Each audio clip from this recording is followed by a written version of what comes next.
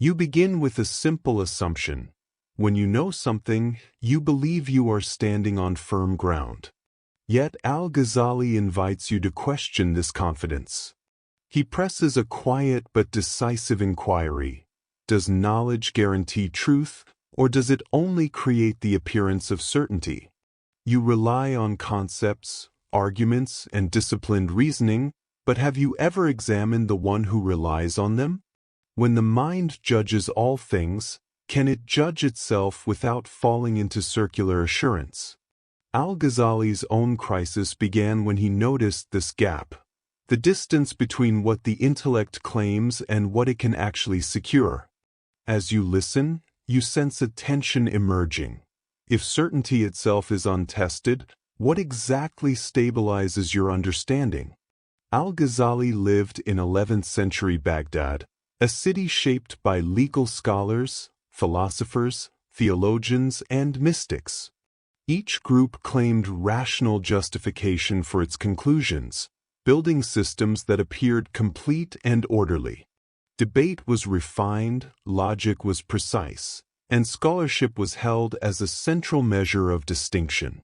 Within this climate, Al Ghazali mastered the recognized tools of thought, becoming a leading figure among experts. Yet he noticed a subtle dissonance. A society rich in knowledge still contained profound confusion.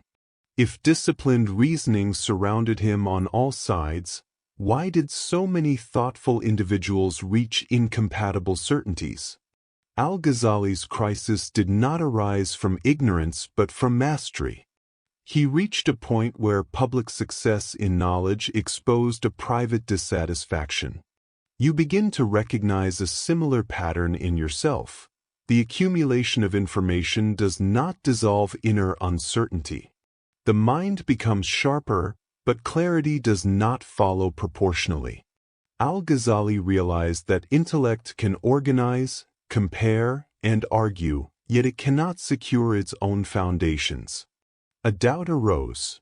If reason is the judge of truth, who verifies the judge? You see the same question taking shape within your own thinking. If the mind can doubt anything outside itself, what prevents it from doubting the very tools it uses? Here, Al Ghazali confronts the limits of reason with calm rigor. Reason analyzes, but it assumes the reliability of its own method without independent proof. You begin to see this as you follow his argument. Logic cannot justify itself without appealing to the very structures it seeks to validate. This is not a flaw of reason but a boundary it cannot cross. You are asked to observe whether reason's confidence sometimes exceeds its authorized domain. When you reach the edge of what reasoning can secure, you notice a quiet shift. Instead of rejecting reason, you recognize its proper place. If reason cannot provide its own foundation, where does true certainty begin? Al Ghazali turns to a different aspect of inquiry, the condition of the inner self. Knowledge, he suggests, reflects reality only when the one who perceives is clear, undistorted, and free of bias. You begin to examine your own mental field. Notice how desire inclines you toward certain conclusions, how fear inclines you away from others, how the expectation of others silently shapes what you consider reasonable. These tendencies operate before thought even begins. Al Ghazali's insight is straightforward. The accuracy of perception depends on the transparency of the perceiver. If the heart is clouded by preference, knowledge becomes selective rather than truthful. What, then, is the value of more reasoning if the foundation of perception remains unpurified? At this point, Al Ghazali treats doubt not as a weakness but as a disciplined method. You are invited to adopt the same approach. Place every belief, sensory, intellectual, social, under honest inspection. Not to collapse into skepticism, but to distinguish what survives sincere questioning from what is sustained only by habit. This deliberate doubt removes what is assumed without proof and exposes the structures of thought that rely on convenience.